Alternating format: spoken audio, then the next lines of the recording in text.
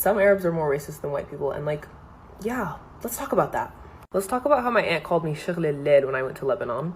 Let's talk about how they tell me to stay out of the sun because I'm already too dark. Let's talk about how I want my best friend to come with me to Lebanon, but I'd rather spare her a terrible experience. Let's talk about how if I fell in love with a black guy and married him, how hard that would be for me, how hard it would be for him, how many hurdles we would both have to jump through, how I really wouldn't want him around my extended family because I wouldn't feel comfortable and he wouldn't feel comfortable. It's really gross. Maybe we should start taking some accountability and stop denying it. Hello guys, welcome once again to the channel. I hope wherever you're watching, you're having a great time. Now, looking at the globe as it is, we have seen that anti-blackness seems to be the fashionable thing that every other part of the world is conducting. Because even if you come to Africa, you realize that we have been conditioned in such a way that we treat whites better than blacks. Is this coming from our own creation, or it is something that has been put on us? Our education system has been used to create a level of thinking in a way that we think that whites are superior to blacks and that we cannot exist in the same space. But if you look at the things that black people do, some of them are very, very revolutionary, if you ask me. They are not even in the purview of white people, as it were. Most inventions that have happened, they were by black people, but whites owned them because they decided to whitewash everything. And this is not just happening among white people. Closer to home, you'll go to the countries in the Middle East, those Arabic countries. You will realize that the way they treat black people is totally pathetic, if you ask me. I have seen cases where some Kenyans are coming from Kenya, going to work in those parts of the world, and they are mistreated. Some of them are even unalived. Some are exposed to harsh working conditions and treated as if they are subhuman beings. Is this just something that is with black people, or why is it that this thing is happening to blacks almost everywhere? Come to Africa and see how Chinese nationals are treating black people. They think we are shit. They think we don't amount to anything. And this is really sad. I came across a clip here of people in the Middle East, and they're saying that in these Arabic countries, they have revealed that they have been indoctrinated to hate black people. Yet there is nothing that really makes these black people different from them. I want you to listen to the clips that I'm going to play for you, where they are putting it to everyone that the hatred that some black people might receive from them, it's not just because of their hate for blacks, but it is coming from years and years of indoctrination and miseducation towards black people. So watch this, then let's come back and share our thoughts in the end. When you live in Saudi Arabia as a black person, you really quickly realize that racism is deeply rooted. And there is a word, abda or abd, whatever, it's the same thing, but which means slave, okay? Remember that, slave. Are you ready? And that's how some of people openly refer to black people. But what hurts the most is when that word comes from your own friend, guys. And yes, I almost forgot, even my friends call me Abda. Sometimes as if it's normal, and other times during arguments, but that doesn't justify anything. Okay, for example, imagine you walk on the street and someone might give you like hateful look or use terms sauda just to comment on your color skin. But back then, I didn't really see it as a racism. At first, because I was just young and just a child, I didn't really take that serious, and I just start to understand that after moving in France, I began to understand what really happened. Anyway, that's it. I mean, I don't have to be friends with him. I'm not racist, but I don't want my daughter to marry a black guy, just period. Why? Give me a reason. Why do you think that is, or how do you think, give me a reason, how do you think that's not a racist comment? That's deep down in you, that you think you are better than someone else based on their color. And let's not even talk about the Indians, the Pakistanis, the Nepalis. That's a whole different discussion with the Arabs or even the North Africans. Really, I'm not sure because I never had a discussion with them. And when you tell them, for me, because I noticed even way worse racism. There's a difference between racism in North Africa, 100%, and the racism in the Middle East and the Arab world is a whole different level. I can tell you that the racism in North Africa is really based on lack of knowledge. You know, giving the passport for the security. It's always the same. There's no way this is your brother. There's no way this is your sister. There's no way you guys are family. Like, because he's the dark child and we are all like the white kids in the family. That's why when I grew up, I never ever saw color. I never understood there is really a difference between me and my brother or between me and my cousin who is super dark. I never thought it's an issue. It hurt me so bad when I heard these comments towards my brother. He used to also tell me, obviously, that the police in Germany would also stop him every now and then, just obviously based on him being a guy and an immigrant child and looks super dark with his beard as a Muslim guy in Europe. I have never ever been stopped. I have never ever been dealt with in a bad way. I'm a Muslim girl who wears hijab ever since I'm 11. I should also be actually affected by these attributes that I show to the world. However, I have never been. But growing up, having someone in your family actually going through that racism is so made me feel like not I have to speak up for every single person. It just did not make sense to me. How on earth is someone that looks just slightly different than us is treated in a completely different way? And I started noticing this because when I got older, obviously, and I used to go to the beach, to Tunis, and like I said, I enter Tunis, I'm like a white kid. Obviously, I go to the beach on a daily basis and I come out being, you know, super, super tan and super dark. And my family, and I remember this neighbor, she would always say, oh my God, you used to be so pretty. What happened to you in the last couple of weeks? Now you're so, you know, they don't want to say ugly, but so, ooh, like do something. You know, we have specific creams in Tunis and specific masks that keeps you white and all that mentality that a white person or someone with a lighter skin, let's not say white person because we still obviously know white people, but someone with a lighter skin has always is always more beautiful, is always more pure. Many people want to speak to them, many people want to surround themselves with. And if you're dark, technically, oh yeah, he's nice, she's cute, but I mean, come on, she's a dark girl. You know, how many comments did I hear about, yeah, he's gonna marry this, yeah, but she's dark. Wallahi. And okay, let's continue. For example, my father told me all black men will leave their wives. This man will leave you. My mother told me all black people have AIDS. Like those things are not true, first of all. Well, my father did not approve of my marriage to my husband. And why My not? father, yeah, because he's black. So there's a lot of racism in the Arab like I said, the culture. Islam says no black man is better than an Arab man. No Arab man is better than a black man. But my father and my mother were adamant against, no, he's black. No, they didn't even give him a chance. They didn't meet him. They didn't, give him an opportunity. And that hurt. But when something is wrong, it's wrong. So you got to stand up against it.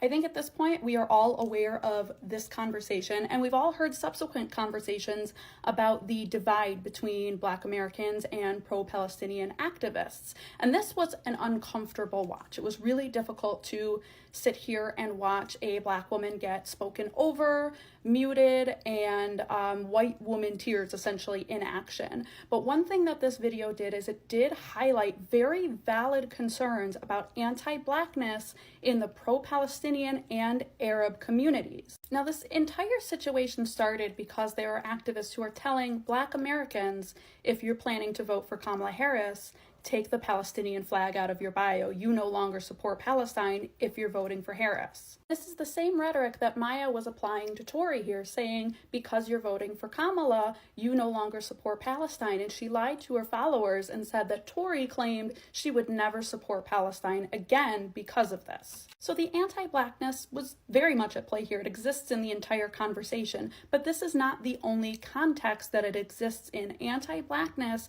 has been a pervasive issue in the pro-Palestinian movement, specifically as it pertains to this election and votes for Kamala Harris. Now, there have been a lot of insinuations that Black Americans voting for Kamala are putting in a vote for their comfort. They're voting for genocide. And we need to look at the bigger picture and realize that there is a lot more nuance to this conversation than we're allowing in. We should not be so obtuse that we don't recognize that our choices are between a third party who won't win, Donald Trump, who will harm everybody, and Kamala Harris, who is at least a safe option for people domestically. We shouldn't be policing the vote of Black Americans when this choice directly impacts their safety and their lives. Now, don't get me wrong, Kamala is an imperfect candidate, but we can still criticize and hold her accountable while still understanding that she is the better option for everyone. Collectively pressuring and collectively asserting support for Kamala are not mutually exclusive ideas. We have already seen, following the protest of the uncommitted movement, that Kamala has been very willing to alter her stance on issues pertaining to Israel and Gaza. We need to keep pushing, though. And we need to stop allowing this divisiveness and this anti-Blackness to exist within our community. We should be working with Black creators, Black activists, to ensure not only our safety as Arabs who are threatened in the Middle East, but ensure their safety as well as Black Americans who are threatened here at home. If you're Black, can you stay for a second? So I want to share an experience with you, help you understand how Black people get treated in another country that, you know, Blacks deemed so terrible. Like, openly racist. Like, America here, people are racist, but not openly. So I lived in the Middle East, in Jordan, Amman. Mind you, I'm Muslim. I speak Arabic. I am just a brown girl. I'm from Sudan. Where I'm from, people speak Arabic. When I lived in the Middle East, I will tell you guys, I experienced everything involving racism. It was from Middle Easterns. Even if you were from the Middle East yourself, if you were darker complexion, you're automatically deemed as just peasant. You are looked down on. I am telling you this. And these people will never take accountability, especially now that they live in the U.S. All corner stores and all these things, majority of them are, you know, Arab men. Black people love them. They praise them for, you know, being the person in the corner. But y'all don't understand, if you are in their country, the way you will be treated, you are going to hate it. I think folks don't realize just how much more racist the Middle East is, even compared to the West. So, for example, if Akash goes, the only difference between him and the migrant is his passport. And that's the only thing that gets him treated like a human being. Why? Because your people... smarter than those... Jesus, bro. Hey, y'all want to be racist to me? I can throw it right back. I don't have a single in this seat, but you know what it is. Behave, Browns. Everybody calm down, okay? Now, you're saying the migrants are from India, so they're going to treat him like Yeah. So they're from India, Pakistan, East Africa, like Southern Asia. And so they'll use all these people to come down and work, but like they treat them like garbage. You're relegated to certain neighborhoods. You can't get out. If you try to move anywhere else, they'll bar you from it. Damn. But like, though, if they find out his passport's from any of those countries, oh, he getting fucked up. Really? Yeah. Now, and you're saying that this type of treatment exists all throughout the Middle East? Oh yeah. So for example, even if you go to Lebanon, all right, I'm just taking an example. Lebanon, the Lebanese people don't get. Some Arabs are more racist than white people, and like, yeah, let's talk about that. Let's talk about how my aunt called me Shaghl al-Led when I went to Lebanon. Let's talk about how they tell me to stare at the sun because I'm already too dark. Let's talk about how I want my best friend to come with me to Lebanon, but I'd rather spare her a terrible experience. Let's talk about how if I fell in love with a black guy and married him, how hard that would be for me, how hard it would be for him, how many hurdles we would both have to jump through, how I really wouldn't want him around my extended family because I wouldn't feel comfortable and he wouldn't feel comfortable. It's really gross. Maybe we should start taking some accountability and stop denying it. The religion of Islam is racist against black people.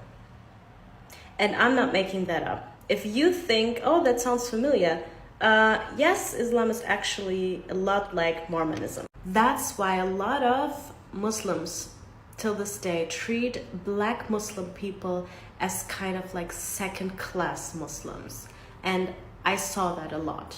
I'm going to provide you with a hadith, okay? Or it's in the Quran, I'm not sure right now because I can't actually see the screenshot. I have to like edit it in later, but I found that under a video in a comment section, and I was thinking about this for years, but I was just too lazy to look it up. So I found this, thanks my algorithm, and I was like, oh yeah, I remember that it was talked about also like in my family or like religious Muslim friends that we had.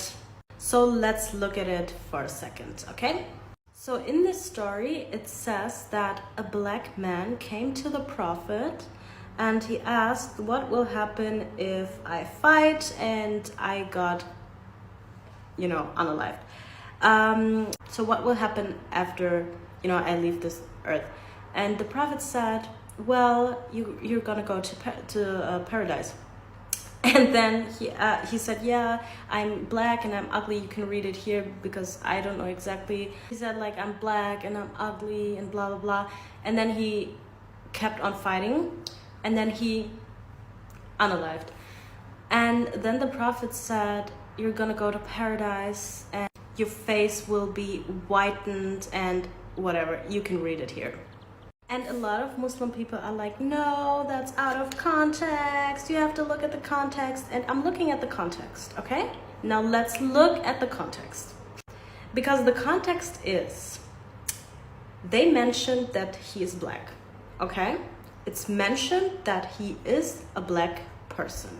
And a lot of Muslim people, they argue and they say with whitened, it's not meant to, like it's not that he got white or will be white in paradise. It's actually like he will have a glow on his face.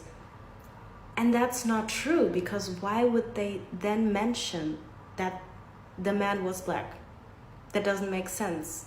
I look at the context and it's very clear that they mentioned on purpose that he was black to highlight the fact that black people in paradise or heaven will be white. So there was this girl. She was actually like a friend of my mother's, and she was a German Namibian, and like they had still slaves when she was a kid. And I remember when I was a child and she talked about this hadith or Quran verse, and she talked about it with my mother, and she was like, yeah, that's such a hard burden to be black, because I think they talked about it like a very, very dark black person. I don't know if they watched TV and then it came up like, oh, it's so hard, it's such a burden to be black in this world, but they will get like rewarded with white skin in paradise. And I remember I was a child and I was listening to them, and I mentioned that before, that there were like a lot of times as a child when I felt a lot smarter than actually my parents or adults, because I was there like the only sane person in that room with full of adults, and I was like, what are they talking about? Like being black is not an illness or something like that. It's not like you're cursed or something. And I never saw myself as cursed or anything. I was like, I love myself. I don't want to be white.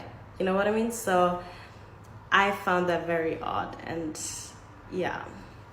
And that's actually one of the reasons I'm no longer a Muslim, and I don't regret. When I look at things like that, I am so glad about my choices, and I don't think that I will ever regret them. Follow for more. When I'm speaking on the racial discrimination and insidious anti-blackness in Lebanon, that how black Africans are being treated like slaves and shit in Lebanon, I'm speaking I'm speaking to also other Middle Eastern countries and how they treat black Africans that go there to help them and serve their economy. Because we're not just there to leech, we're there to work. We are working as laborers, we're working in your homes as maids. Some of us are working in your banks, some of us are working. And regardless of that, because of your superiority complex, you believe you're better than us. But I want to say something. It's not just Lebanon. It is in the Middle East. It's not just Lebanon, it's across the Middle East. This is a research that was done by the Arab Barometer, Racial Discrimination and Anti-Blackness in the Middle East and North Africa. So there's a reason why I am making this video, because it is insidious. It is so much ingrained into your system. But the funny thing is this. A lot of Middle Eastern countries and North African countries are so racist to black Africans, to blacks, especially black Africans. But the funny thing is these countries, especially in the Middle East, you guys come to Africa regardless. You come to black Africa regardless. You come to sub-Saharan African countries regardless to do business. You come there to live. But the funny thing is we, the black Africans, always treat you so well. Isn't it funny? We treat you so well in our countries and you treat us like shit in your countries. Isn't that funny? But there's a reason why I am making this video. I want to show the black African, home and abroad, that this is the data. This is what people think of you, especially from the Middle East and North Africa. There is an insidious anti-blackness against the black African. You are a nuisance to them. They might use you, you might contribute to their economy, you might work, but you are still a slave in their eyes. But then I have another question. There's a large Lebanese community in West Africa. In Nigeria alone, I believe there's over 500,000 Lebanese in Nigeria. There's millions of Lebanese in West Africa. So my question to us, black Africans from these countries that are in Africa, why are we treating the Lebanese nicely in Nigeria? Why are we treating the Middle Eastern man and woman so nicely in Nigeria, so nicely in West Africa, when they treat us like shit in their countries? Why? I want you to answer that question. And this is not just Middle East. Anti-blackness and discrimination against the black African is a global thing. And I'm going to be making videos on every single continent on this world so that you, a black African man, a black African woman, a black African, can see for yourself and see that we are not liked anywhere. We are just barely tolerated. So the reason I'm making all these videos is so that the black African will see the importance of why we need to unite. Why we have to work together. Because I think sometimes when people talk about African unity, we have to unite, people think it's just a fancy word. We have no choice because we have no friends. To the Arab man, we are still nothing but a slave. To the white man, we are beneath his feet. To the Asian man, we are subhuman. I'm speaking in general and the perception of who we are. It does not mean you cannot have your friends. It just means you have to understand it in the grand scheme of things. This is how the world perceives us. We are perceived as lesser value, and we're going to be treated as such. In Asia, in Europe, in Africa, in Latin America, even in Antarctica, I'm sure. In Australia as well. So this video is to inspire the black African, home and abroad, on why we have to work together and collaborate to build ourselves. Build yourself where you are, but also don't lose sight of spreading awareness and building fortitude in economy. Stop fighting within yourselves. We have enough enemies as it is. Palestinians are racist to black people. And if you look around, it's black people that are out there advocating for the rights of Palestinians. This should be a lesson for Palestinians and the Arab community in general to stop being racist towards black people. Because when shit hits the fan, it's black people that come out and they fight for the oppressed. إِنَّ اللَّهَ لَا يُغَيِّرُ مَا بِقَوْمٍ حَتَّى يُغَيِّرُوا مَا بِأَنفُسِهِمْ. Allah says He will not change a people until they change themselves. So if you're there making dua, saying, oh Allah, why are the Israeli soldiers racist to the Arabs and they're doing all of these things to the Palestinian people, and you can't understand why this is happening, then look within yourself. You as an Arab, you as a Palestinian, you in your own family, how many of you are racist to people that are black Palestinians? Even broader Muslim communities, from Pakistani communities to Bangladeshi communities, Moroccan, Libyan communities, the Gulf communities. How many people say we are Muslim and in the same breath, they mistreat other Muslims because of their skin color or their country of origin?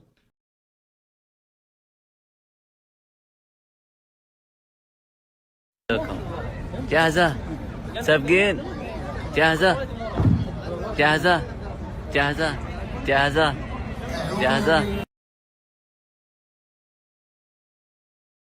This entity, the president of Tunisia, said some really racist things about African migrants. He said that hordes of irregular migrants have come to Tunisia from sub-Saharan Africa, with all the violence, crime, and unacceptable practices that entails. He called the situation unnatural and called it a conspiracy to change the demographic makeup of Tunisia, making Tunisia just another African country that does not belong to the Arabic Islamic world. What are my thoughts on this? You are not African. Why are you talking about Africa? You can leave Africa yourself. Acha, go out. Anti-blackness in Palestine. Hey guys, I'm coming to answer a frequently asked question that you asked in my last video about being black in Palestine, specifically if I experienced any anti-blackness there. So some very quick background. Of course, I lived in 6 countries. Palestine is the 5th country I've ever lived in. I lived there for 7 months as a teacher in the West Bank. And overall, as a black woman, I can say that Palestine is by far the safest country I've ever lived in. I can touch upon this in another video. And people are the friendliest and the most open-minded I've ever met in any country that I've lived in. And so I'm going to tell you a little bit about that. I can safely say that I was never scammed there, right? So if I ever bought groceries or things like that, you know, fish, whatever the case may be, I was never given like a higher price because it's obvious that I'm an outsider, right? And what usually happens is that people think that you have more money and that, you know, that causes them to raise the price for you. But I paid what the Palestinian person paid. And very often they would give me like a little bit extra as well, I think, you know, just to be nice. Also, whenever I went clothes shopping, I was also given the price on the tag. Sometimes I would even get a discount as well. And shopping there is actually quite great. I got the best jeans of my life there and some coats I can show in another video as well. People just always gave a deal. Like, you know, they didn't scam me. I was never followed there. I was never harassed there by men, never catcalled or anything like that. I never felt unsafe, you know, whenever I, you know, walked into an alley or something like that. Another thing is, you know, me being an outsider, clearly, people would engage me in conversation all the time, asking me where I was from. And then just from that conversation, I was asked to come to their house to have dinner a lot. And I actually have footage of a Palestinian dinner that I went to that I can also make another video about, of course.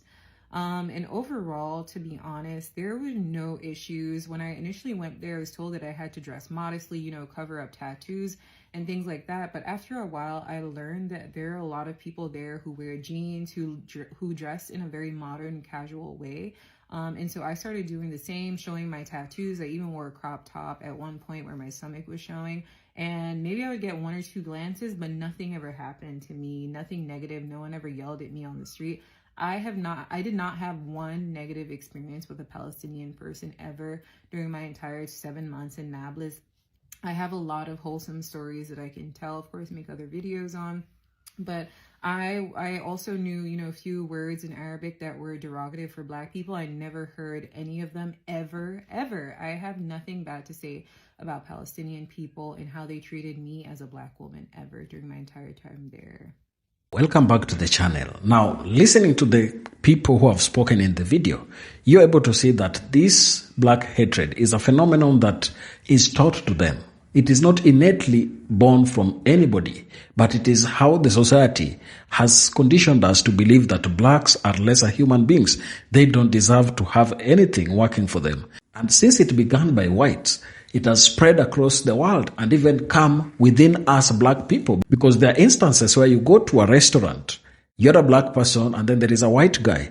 This white guy will be treated in the best way possible as compared to what a black person is going to receive. So that kind of thing seems to have perforated everywhere, and it is affecting almost every part of the world. But the history of blacks and Arabs goes back to slave trade. You would think that slaves did not exist in the Arab world, but they did exist. It's only that strong men were taken from Africa to the Middle East, and what happened is that they were castrated so that they don't have to sire anybody, and therefore that really explains why in those countries you realize that black people of African origin do not really have a lot of existence in that part of the world. So historical narratives have shaped Arab perception of black people, often rooted in centuries-old trade routes across the Saharan and Indian Oceans, where Arabs enslaved Africans. The interactions coupled with colonial-era racial hierarchies that placed Arabs above black Africans embedded negative stereotypes in cultural memory. Some Arabs internalized these views, seeing black people as inferior, a belief reinforced by historical texts and social structures. Media and education in some Arab societies have perpetuated biases, portraying black people through a lens of exotism or criminality. Western media widely consumed in Arab countries often amplifies these negative stereotypes, while local curricula may fail to challenge these narratives or highlight shared histories like the contributions of African Muslims to Islamic civilization. This lack of positive representation fosters prejudice. Economic disparities plays a role, as black migrant workers in Arab countries often occupy low-wage menial jobs, reinforcing perceptions of inferiority. In Gulf states, for example, black Africans are frequently domestic workers or laborers facing discrimination and exploitation. These visible class differences can harden stereotypes, as Arabs may escalate or associate blackness with servitude or poverty. Social conditioning through family and community attitudes cement these biases.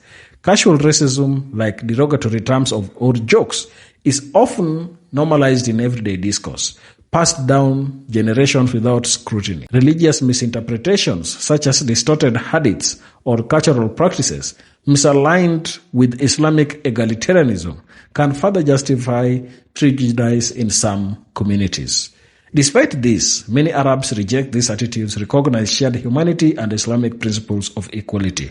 However, systemic issues, historical, economic, and cultural, persist, requiring active efforts in education and media to dismantle ingrained biases and foster mutual respect. So these ingrained biases need to be addressed. And if there is the best way this can happen is through education, where a child brought up from their childhood to adulthood is trained on the need to have respect for people with different shades of color in their skin.